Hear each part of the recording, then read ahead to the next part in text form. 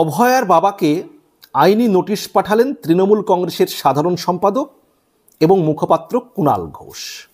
অভয়ার বাবা বলতে আরজি করে যে মহিলা তরুণী চিকিৎসক যিনি খুন হয়েছেন, ধর্ষণ হয়েছেন, সেই আরজি করের মহিলা চিকিৎসকের প্রতীকী নাম ব্যবহার করা হয় অভয়া। সেই অভয়ার বাবাকে অর্থাৎ আরজি করের নির্যাতিতার বাবাকে আইনি নোটিশ পাঠালেন তৃণমূল কংগ্রেসের সাধারণ সম্পাদক মুখপাত্র কুণাল ঘোষ। কী কারণে তিনি নোটিশ পাঠালেন?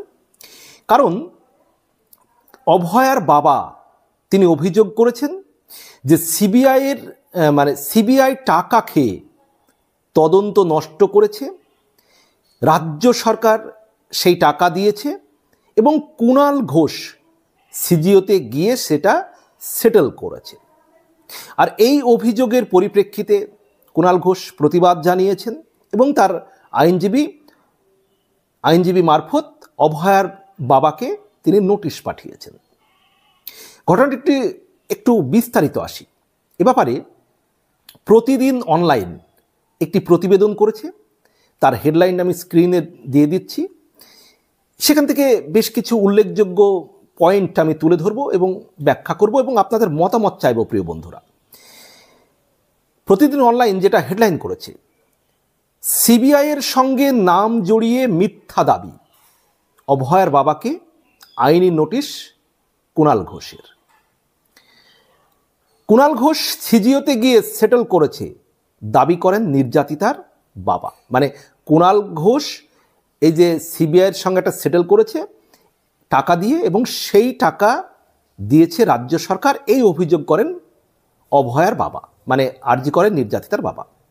তো এই যে আরজি করেন নির্যাতিতার বাবার যে এই যে সাম্প্রতিক সময়ে একটি চাঞ্চল্যকর অভিযোগ, সেই অভিযোগটি কি না, তো কুণাল ঘোষ সিবিআইয়ের কাছে গিয়ে সেটেল করেছে অর্থ দিয়ে, টাকা দিয়ে, আর সেই টাকা দিয়েছে রাজ্য সরকার। এই অভিযোগ করেছেন অভয়ার বাবা। তারই পরিপ্রেক্ষিতে আইনি নোটিশ পাঠিয়েছেন কুণাল ঘোষ।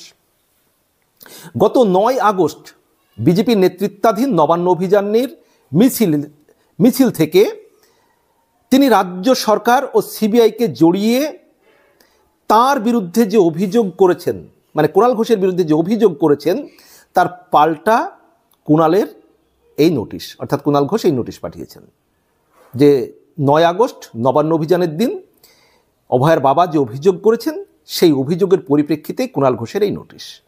অভয়ার বাবার অভিযোগে তীব্র প্রতিক্রিয়া জানিয়েছেন তৃণমূল কংগ্রেসের সাধারণ সম্পাদক কুণাল ঘোষ।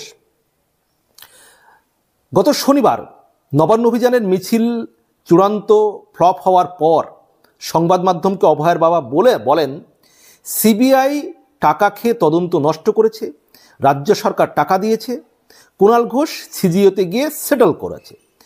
এমন আপত্তিকর মন্তব্যের প্রতিবাদ জানিয়ে কুণাল ঘোষের আইনজীবী অয়ন চক্রবর্তী মঙ্গলবার আইনি নোটিশ পাঠিয়েছেন অভয়ার বাবাকে। মানে অভয়ার বাবা যে অভিযোগ করেছেন যে রাজ্য সরকার টাকা দিয়েছে, কুণাল ঘোষ গিয়ে সেটেল করেছে সিবিআইয়ের কাছে গিয়ে কুণাল ঘোষ, এটাতেই কুণাল ঘোষের তীব্র আপত্তি এবং তার আইনজীবী অনল চক্রবর্তীর মারফত মঙ্গলবার আইনি নোটিশ পাঠিয়েছেন আরজি করেন নির্যাতিতার বাবাকে। এবং এক প্রশ্নের উত্তরে অয়ন চক্রবর্তী, যিনি হলেন কুণাল ঘোষের আইনজীবী, তিনি জানিয়েছেন চিঠি পাওয়ার 4 দিনের মধ্যে যদি উনি সাংবাদিক বৈঠক করে ক্ষমা না চান, তাহলে পরবর্তী আইনি পদক্ষেপ নেওয়া হবে। মানে কুণাল ঘোষের আইনজীবী যেটা ক্লিয়ার বলে দিয়েছেন যে চিঠি পাওয়ার 4 দিনের মধ্যে সাংবাদিক সম্মেলন করে অভয়ের বাবাকে, মানে আরজি করে নির্যাতিতার বাবাকে সাংবাদিক সম্মেলন করে 4 দিনের মধ্যে ক্ষমা চাইতে হবে। মানে ক্ষমা যদি না চান তাহলে পরবর্তী আইনি পদক্ষেপ নেওয়া হবে, মানে পরবর্তী আইনি পদক্ষেপ নেবেন।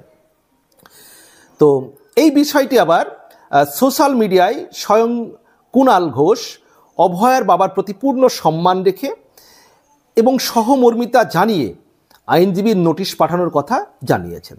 কুণাল ঘোষ নিজেই কিন্তু সোশ্যাল মিডিয়ায় জানিয়েছেন। কুণাল ঘোষ লিখেছেন, ওরা যা মুখে আসবে বলে যাবেন, যে যা শেখাবে তাই বলবেন, তা তো হতে পারে না। উনি ক্ষমা না চাইলে কোর্টে এসে যা বলেছেন তার প্রমাণ দিতে হবে। এখন কুণালবাবু যদি শেষমেশ মানে অভয়ের বাবা যদি 4 দিনের মধ্যে ক্ষমা না চান, কুণালবাবু যদি কোর্টে যান, তো এটা মানে সম্ভাবনা খুব কম যে অভয়ের বাবা এই যে অভিযোগ করেছেন সেটা তিনি প্রমাণ করতে পারবেন। এর সম্ভাবনা কিন্তু খুব কম, মানে প্রমাণ করতে পারবেন নাই ধরে নেওয়া যায়, কারণ এই ধরনের বক্তব্য তো প্রমাণ করা যায় না, এই ধরনের কথা তো প্রমাণ করা যায় না। স্বাভাবিকভাবেই হয়তো শেষমেশ কুণাল ঘোষ যদি আইনের দ্বারস্থ হন, হয়তো কোর্টে গিয়ে জানি না কি করবেন কুণাল ঘোষ, হয়তো শেষমেশ অভয়ের বাবাকে ক্ষমাও চাইতে হতে পারে যদি শেষমেশ কুণাল ঘোষ আদালতে যান, কারণ এই ধরনের ঘটনা তো প্রমাণ করা খুব কঠিন। 9ই আগস্ট মিছিলের দিন অভয়ের মাকে বিজেপির ন্যাড়া নাড়ু ধাক্কা দিয়েছে বলে একটি ভিডিও সোশ্যাল মিডিয়ায় পোস্ট করেছিলেন কুণাল ঘোষ। যে অভয়ের মাকে ন্যাড়া নাড়ু ধাক্কা দিয়েছে এই বলে একটি ভিডিও পোস্ট করেছিলেন কুণাল ঘোষ। তারপর সেই ভিডিও অভয়ের বাবা নিজেই হোয়াটসঅ্যাপে মেসেজ করে কুণালের কাছে চেয়ে পাঠান, মানে অভয়ের বাবা কুণাল ঘোষের কাছে হোয়াটসঅ্যাপে মেসেজ দিয়ে সেই ভিডিওটি চেয়ে পাঠান।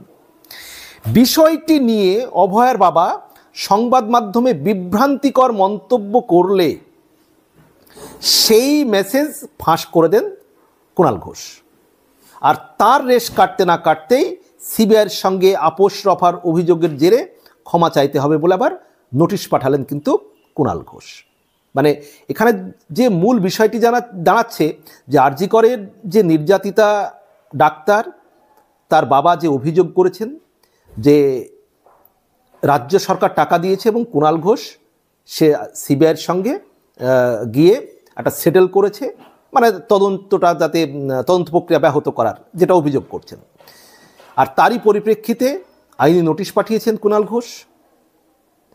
9ই আগস্ট যে নবান্ন অভিযান হয়েছে, সেই নবান্ন অভিযান থেকেই এই অভিযোগ তোলেন অভয়ের বাবা যে রাজ্য সরকার এবং সিবিআইকে জড়িয়ে, সেই সঙ্গে কুণাল ঘোষের নাম জড়িয়ে যে অভিযোগটি করেছেন, তারই পরিপ্রেক্ষিতে মূলত কুণাল ঘোষের এই নোটিশ। আর অভয়ের বাবার এই অভিযোগের পরিপ্রেক্ষিতে কুণাল ঘোষ তীব্র প্রতিক্রিয়া জানিয়েছেন, আইনি নোটিশ পাঠিয়েছেন। এখন অভয়ের বাবা তার মেয়েকে হারিয়েছেন, একজন ডাক্তার মেয়ে তাকে হারিয়েছেন, তার মেয়ে খুন হয়েছেন, ধর্ষণের শিকার হয়েছেন। তার বাবা হয়তো কিছু এমন কথা বলবেন হয়তো যেগুলো হয়তো স্বাভাবিকভাবে হয়তো আপনি মনে করছেন কুণালবাবু যে এরকম কথা কেন বলবেন, কিন্তু একবার ভেবে দেখেছেন তার মেয়ে হারিয়েছে, তার মেয়ে হারানোর তিনি বিচার চাইছেন, বিচার চেয়ে তিনি বিভিন্ন জায়গায় তাকে ঘুরতে হচ্ছে, তার মানসিক অবস্থাটাও একটু বুঝতে হবে। আবার কুণাল ঘোষ তার বিরুদ্ধে যেহেতু অভিযোগটা উঠেছে, তিনি সাংবাদিক সম্মেলন করে অস্বীকার করেছেন, এটুকুই কি যথেষ্ট ছিল না? তিনি যে আবার মানে আইনের দ্বারস্থ হতে চাইছেন, জানি না শেষ পর্যন্ত হবেন কিনা, হলে হয়তো অভয়ের বাবা শেষ পর্যন্ত হয়তো প্রমাণ করতে পারবেন বলে মনে হয় না এই ধরনের কথা বা এই ধরনের অভিযোগ। শেষমেশ হয়তো তাকে কোর্টে ক্ষমাও চাইতে হতে পারে, কিন্তু বিষয়টি কি ভালো দেখাবে? অভয়ের বাবা তার মেয়ে হারিয়েছেন, তার যে শোক, তার যে দুঃখ, তার যে কষ্ট, তার যে বেদনা, তার যে হতাশা, হতে পারে সেখান থেকেও তার কিছু কথা বেরিয়ে আসতে পারে। কিন্তু তার জন্য কি তাকে আদালতে নিয়ে যাওয়াটা কতটুকু সঠিক হবে